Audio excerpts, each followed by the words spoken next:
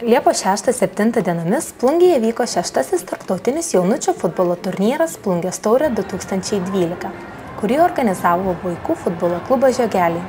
Turnyre dalyvavo 5 komandos. Futbolo komanda Tukums 2000 Latvija, Bruntalio futbolo komanda Olimpija Čekija, Vilniaus futbolo mokykla Ateitis, Klaipėdos futbolo mokykla ir vaikų futbolo klubas Žiogeliai.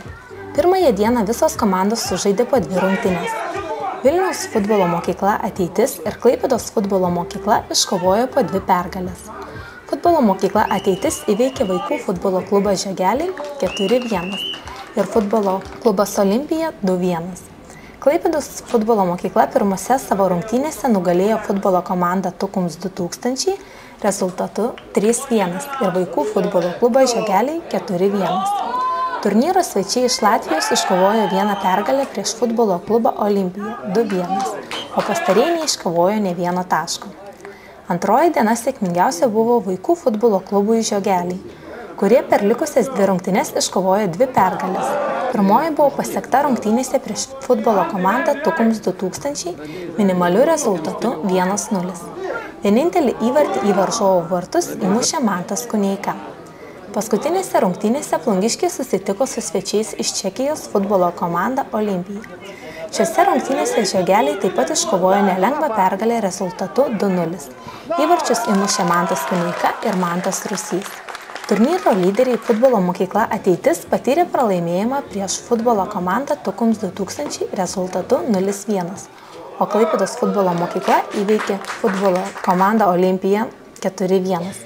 Rungtynėse tarp futbolo mokyklos Ateitis ir Klaipėdos futbolo mokyklos turėjo paaiškėti, kas taps turnyro nugalėtojų. Klaipėdai šiose rungtynėse būtų pakakę lygiųjų, norint užimti 1 vietą, o Vilniaus komandai būtinai reikėjo pergalės, norint kelti nugalėtojų taurę. Vilniaus futbolo mokykla Ateitis iškovojo pergalę rezultatu 3-2 ir pasidabino aukso medaliais. Klaipėdos futbolo mokykla užėmė 2 vietą. 3 vietą užėmė turnyro šeimininkai vaikų futbolo klubas Žiogeliai.